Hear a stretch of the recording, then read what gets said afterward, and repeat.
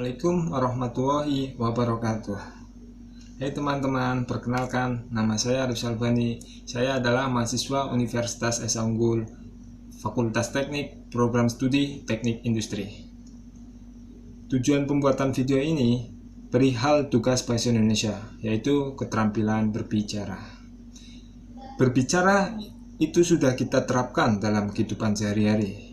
Nah, secara pengertian, keterampilan berbicara atau yang disebut sebagai retorika merupakan seni berbicara yang bisa dimiliki seseorang yang bertujuan untuk menyampaikan pesan lisan secara efektif.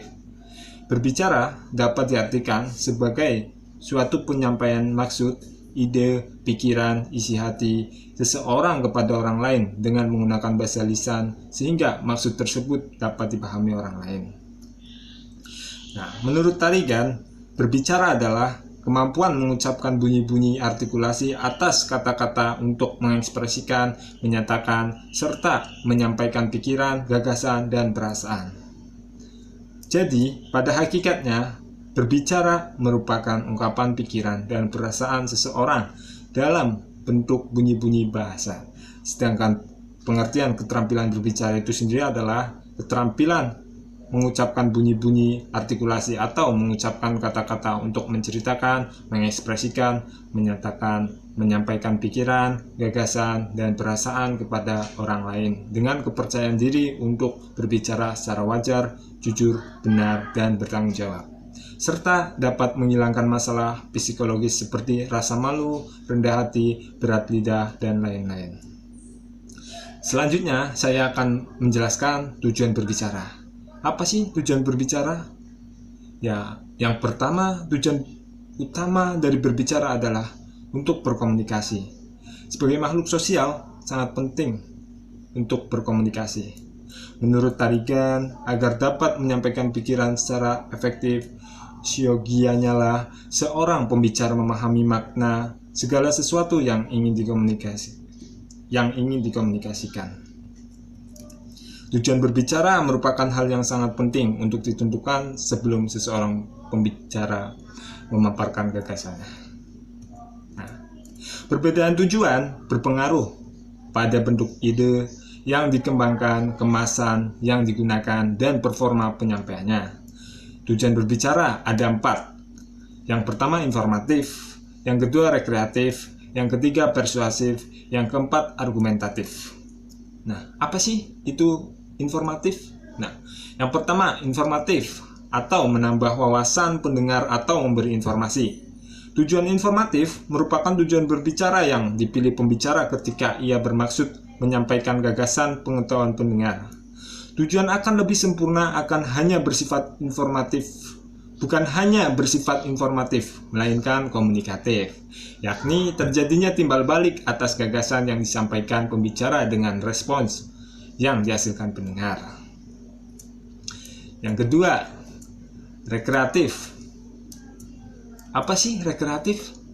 Rekreatif yaitu bersifat menghibur atau bertujuan berbicara untuk memberikan kesan menyenangkan bagi diri pembicara dan pendengar. Jenis tujuan ini adalah untuk menghibur, apa yang saya sudah jelaskan tadi, sehingga pendengar menjadi terasa terhibur oleh adanya pembicara.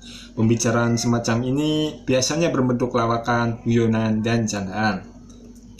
Nah, namun demikian, bergosip juga merupakan salah satu bentuk pembicaraan yang bertujuan untuk hiburan, dengan syarat tidak dilakukan dengan tendensi penghinaan, penghakiman, dan berbagai bentuk penekanan psikologis serius yang lain. Yang ketiga, persuasif. Apa sih persuasif? Tujuan persuasif merupakan tujuan pembicaraan yang menekankan daya bujuk sebagai kekuatannya. Berarti tujuan pembicaraan ini lebih menekankan pada usaha mempengaruhi orang lain untuk bertindak sesuai dengan apa yang diharapkan pembicara melalui pengguna bahasa yang halus dan penuh daya pikat. Nah, contohnya dalam kegiatan kampanye, propaganda, penjualan atau bisnis, dan lain-lain. Nah, yang keempat, yang terakhir, argumentatif. Argumentatif, tujuan ini merupakan tujuan berbicara untuk meyakinkan pendengar atas gagasan yang disampaikan oleh pembicara. Ciri khas tujuan ini adalah penggunaan alasan-alasan rasional di dalam bahan pembicaraan yang digunakan pembicara. Contohnya pada kegiatan diskusi ilmiah, keilmuan, dan debat politik. Yang terakhir, di sini saya akan menjelaskan manfaat keterampilan berbicara. Apa sih manfaat keterampilan berbicara? Nah, manfaat keterampilan berbicara ada berbagai macam. Yang pertama, komunikasi dengan antar individu dan kelompok menjadi lebih efektif. Yang kedua, melancarkan pertukaran informasi. Yang ketiga, menambah kepercayaan diri. Yang keempat, menambah karisma dan wibawa. Yang kelima, salah satu faktor mempermudah memperoleh pekerjaan. Yang keenam, menambah level nilai dalam diri. Yang ketujuh, bisa mendapat kepercayaan dari masyarakat. Nah, prinsip-prinsip pembelajaran berbicara. Beberapa prinsip pembelajaran berbicara tersebut adalah sebagai berikut. Nah, saya akan menjelaskan prinsip-prinsipnya. Yang pertama, pembelajaran berbicara harus ditujukan untuk membentuk kematangan psikologis peserta didik dalam hal berbicara. Yang kedua, pembelajaran berbicara harus melibatkan peserta didik secara langsung berbicara dalam berbagai konteks. Yang ketiga, pembelajaran berbicara harus dilakukan melalui pola pembelajaran interaktif. Yang keempat, pembelajaran berbicara harus dilakukan sekaligus dengan membekali strategi berbicara. Yang kelima, pembelajaran berbicara harus pula dilakukan sering dengan pengukuran kemampuan berbicara secara tepat melalui praktek langsung.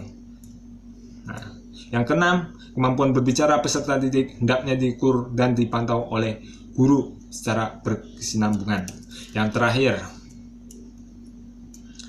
pembelajaran berbicara harus diorientasikan pada pembentukan kemahiran berbicara atau membentuk siswa menjadi pembicara yang kreatif. Nah, selanjutnya, jenis-jenis berbicara.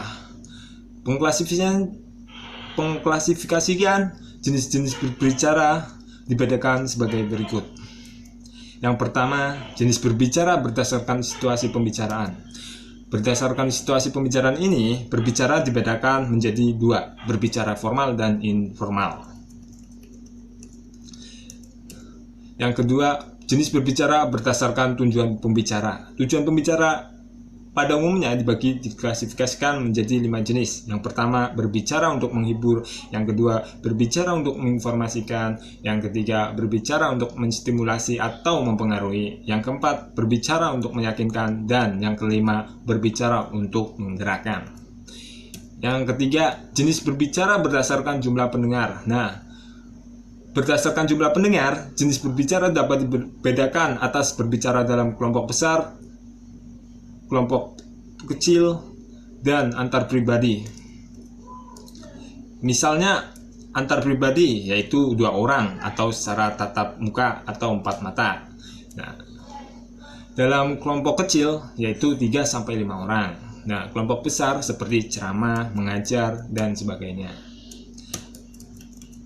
Jenis berbicara berdasarkan peristiwa khusus yang melatari pembicaraan. Jenis berbicara ini dapat diklasifikasikan menjadi 6 macam, yaitu video presentasi, penyambutan, perpisahan, jamuan, perkenalan, dan nominasi. Yang kelima, jenis berbicara berdasarkan metode penyampaian. Berbicara berdasarkan metode penyampaian ini ada 4 jenis berbicara, yaitu dadakan atau mendadak, yaitu metode mendadak, impromptu, metode tanpa persiapan, extemporan, metode membaca naskah, dan metode menghafal. Faktor-faktor yang mempengaruhi kemampuan berbicara. Ada beberapa faktor sih yang mempengaruhi kemampuan berbicara. Yang pertama, kepekaan terhadap fenomena. Faktor ini berhubungan dengan kemampuan pembicara untuk menjadikan sebuah fenomena sebagai sumber ide. Yang kedua, kemampuan kognisi dan imajinasi. Kemampuan ini berhubungan dengan daya dukung kognisi dan imajinasi pembicara. Yang ketiga, kemampuan berbahasa. Kemampuan berbahasa merupakan kemampuan pembicara mengemas ide dengan bahasa yang baik dan benar. Yang keempat, kemampuan psikologis. Kemampuan psikologis berhubungan dengan kejiwaan pembicara, misalnya keberanian, ketenangan, dan daya adaptasi psikologis. Yang kelima, kemampuan performa. kemampuan performa lebih berhubungan dengan praktik berbicara. Seorang pembicara yang baik akan menggunakan berbagai gaya yang sesuai dengan situasi, kondisi, dan tujuan pembicaranya. Nah, berikut merupakan faktor-faktor kebahasaan sebagai penunjang keefektifan berbagai macam. Nah, di sini saya akan menjelaskan faktor-faktor kebahasaan sebagai penunjang keefektifan berbicara menurut Iskandar dan Dadang. Yang pertama, ketetapan ucapan. Dua, penempatan tekanan, nada, dan durasi yang sesuai. Yang ketiga, pilihan kata. Yang keempat, ketepatan sasaran pembicaraan. Adapun faktor-faktor non-kebahasaan sebagai penunjang keefektifan bicara. Yang pertama, sikap yang wajar, tenang, dan tidak kaku. Yang kedua, pandangan harus diarahkan kepada lawan bicara, kesediaan menghargai pendapat orang lain, gerak-gerik dan mimik yang tepat, kenyaringan suara juga menentukan, kelancaran, relevansi atau penalaran, dan yang terakhir penguasaan topik. Prosedur pembelajaran berbicara dalam praktiknya dikemas dalam 3 tahap sebagai berikut. Yang pertama, tahapan perencanaan. Tahapan perencanaan merupakan tahapan yang harus dilakukan peserta didik dalam membangun ide dalam pikirannya yang akan disampaikannya dalam kegiatan berbicara. Nah, tahapan kedua, tahapan pemilihan. Dalam tahap ini, peserta didik melakukan berbagai aktivitas mental untuk membangun, mengembangkan, dan mengemas ide. Yang terakhir, tahapan pemproduksian. Pada tahapan ini, secara langsung melakukan pembicaraan berdasarkan konteks dan tujuan tertentu. Nah, untuk bisa mendapatkan manfaat dari keterampilan berbicara, apa aja sih cara dan tipsnya untuk meningkatkan skill tersebut? Dan ini saya akan memberikan tips secara singkatnya. Yang pertama, kembangkan keahlian berbahasa yang baik. Yang kedua, mengasah keahlian pendengar. Yang ketiga, bersikap kritis terhadap setiap sudut pandang seseorang. Yang keempat, memiliki teman belajar bersama seperti organisasi atau komunitas. Yang terakhir, dalam keadaan emosional itu jangan dipaksakan untuk mengutarakan pendapat, karena situasi ini tersebut akal dan logika cenderung tumpul. Nah, baik teman-teman, terima kasih. Barangkali ada kesalahan, mohon maaf Baik teman-teman, sekian dari penjelasan saya. Mohon maaf apabila ada kesalahan kata, tutur kata yang kurang baik, kesalahan kata, dan yang lainnya. Itu datangnya dari pribadi. Kesempurnaan hanya milik Allah Subhanahu wa Ta'ala. Sekian dari video saya. Mohon maaf sekali lagi apabila ada kekurangan, dan terima kasih telah menontonnya. Assalamualaikum warahmatullahi wabarakatuh.